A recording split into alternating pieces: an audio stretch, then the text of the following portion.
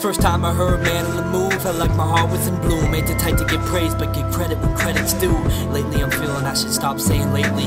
Hello guys, this is JHeap95, and of course I'm along with my cousin SolarWind, the rapper on YouTube. Alright, so we're going to be doing an interview with this guy, and obviously the first question I wanted to ask you was, when did you decide to get a YouTube channel and decide to make your music? Like, what was the motivation? I think I decided to get a YouTube channel back when I was a lot younger, just so that I could view like all the content on YouTube and kind of be able to comment on stuff, give people feedback.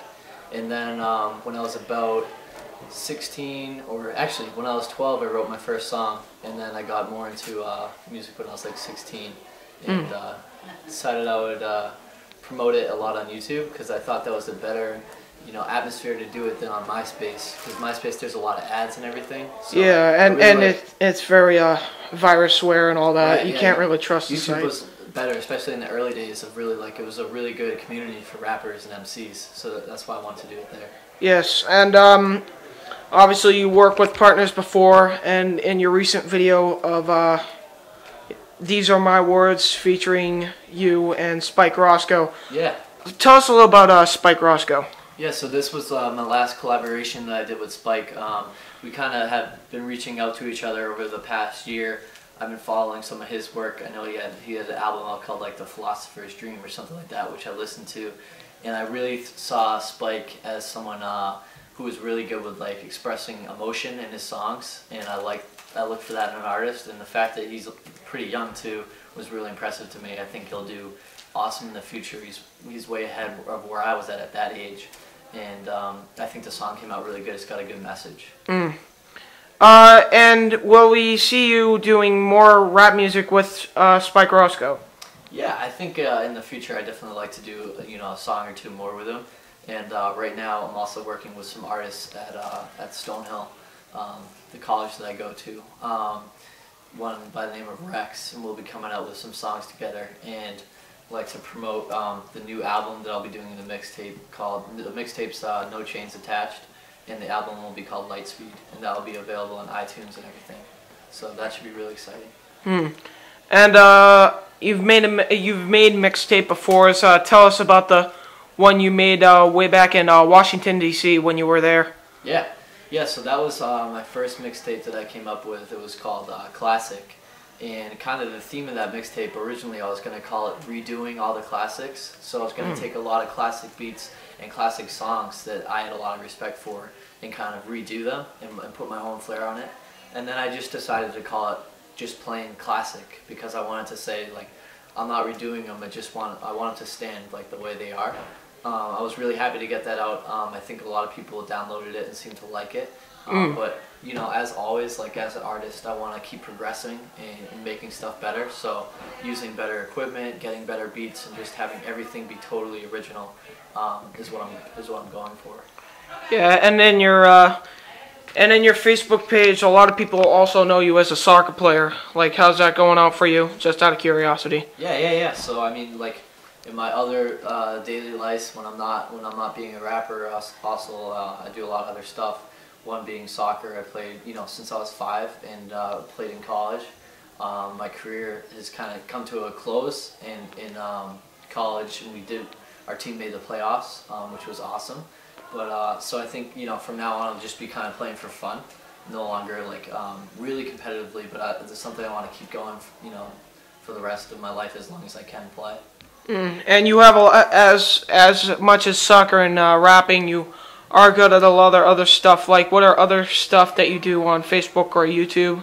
Yeah, I think some of the other reasons or successful things that I've done is a lot to do with academics. I spent a lot of time studying or in the library trying to do well in school, and I've always kind of put that first along with God, and I go to church regularly and stuff like that to kind of keep myself grounded. And lots of times you'll hear in my songs scriptural references or references to do with God, because I want to it's something that I think about a lot, and I think we can still apply it to our lives daily. Yes. So I try to do that too.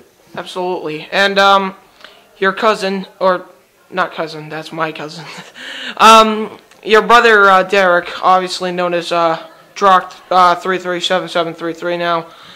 You know, he has a YouTube channel, and he's really good at a lot of stuff, as you and I know, but he doesn't really make any videos, and he doesn't really want to express what he really does, as I could see from his YouTube channel. Tell me about that. Yeah, I think, you know, Derek primarily uses video as a form of, or YouTube as a form of entertainment. You know, and right now he's not trying to necessarily put out his own stuff, but what he does want to do is he's really into parkour and free running. I don't know if you've seen some of those videos, but they're pretty cool with like people jumping off of buildings and doing flips and all that stuff.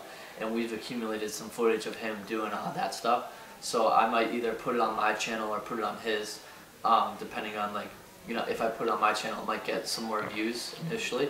But in the future, maybe he'll put some of the parkour up. Yes, and obviously we would put it on our channel. And also, as we mentioned before, we've been shouting you out a lot, like shouting out basically on YouTube. I did a rap song, but obviously I had bad quality. Not It's still really good though, because we all, obviously I started off in the same position. Yeah, so it's kind of similar. Yeah. So, but you've gotten a lot of better equipment, as much as I, and but I know you know more about, like, more programs. Like, tell me a little about video editing and how you really. Yeah, I started off, you know, on YouTube not knowing that much and just kind of teaching myself probably the same way that you have been, looking online for stuff and looking at other channels that I liked and trying to duplicate what they had. And then I use a Blue Snowball microphone that I plug into my computer.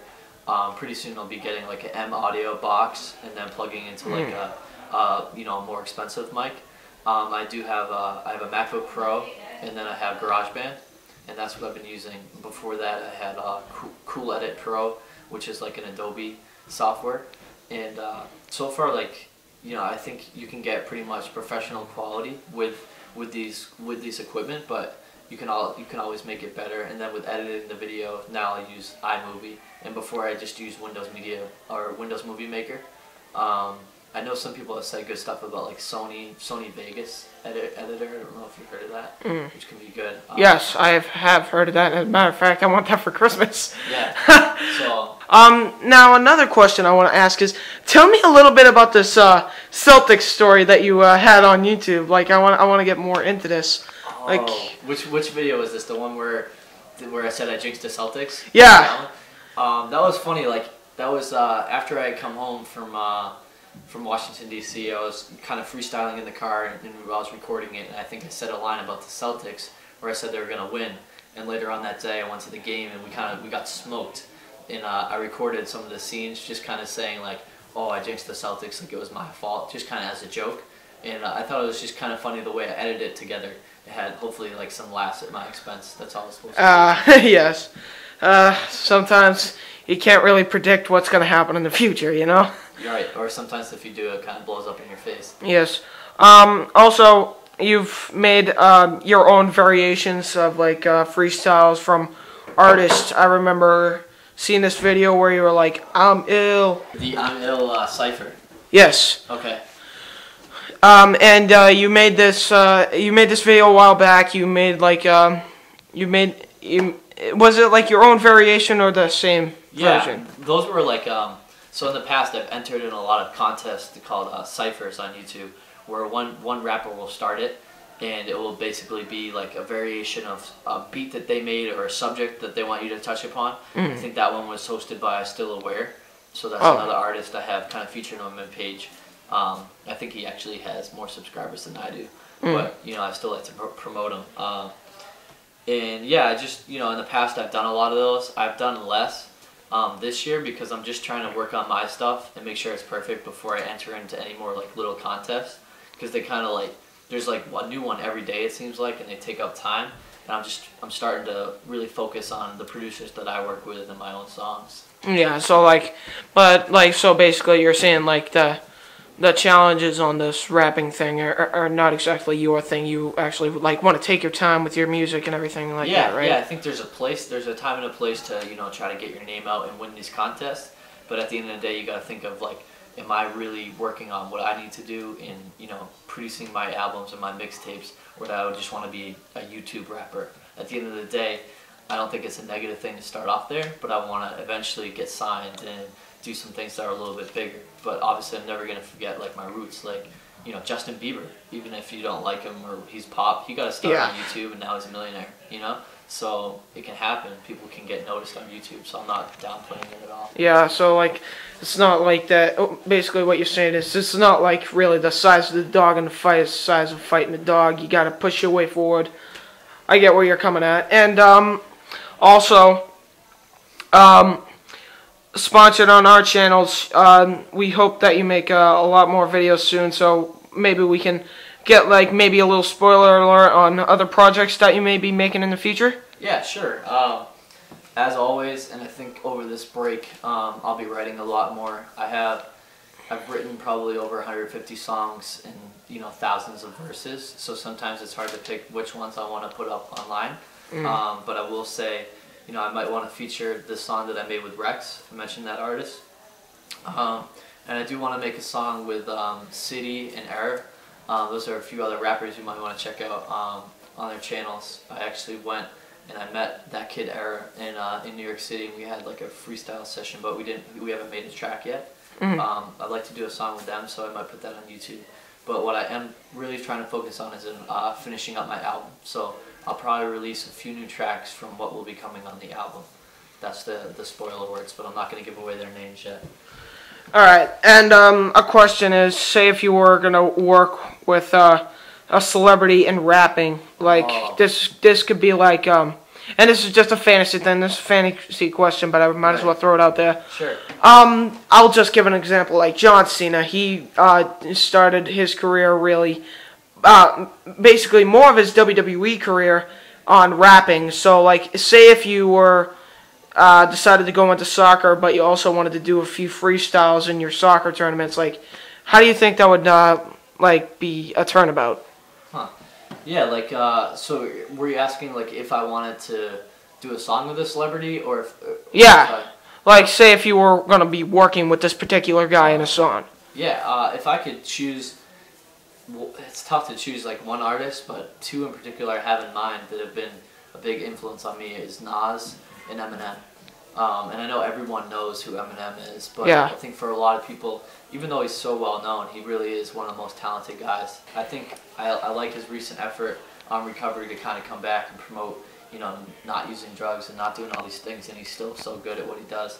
And the other side of the coin, like, Nas has been my favorite for a while, ever since he did like Illmatic. I know like a lot of people think that's one of the best albums, but just like consistently the subject matter that Nas talks about is so like introspective, it's so political, it's, you know, it's everything, he touches on everything and does it in an intelligent way, but at the same time he never sounds like he's talking down to you. So I really like that. I would love to meet them one day. Yeah, I saw, you know, I want to give you a shout out too. I've watched some of your videos. I think they're really creative, and your editing skills as of now are like great, especially for like your age. So thank you. Congrats on that. I really appreciate that, dude.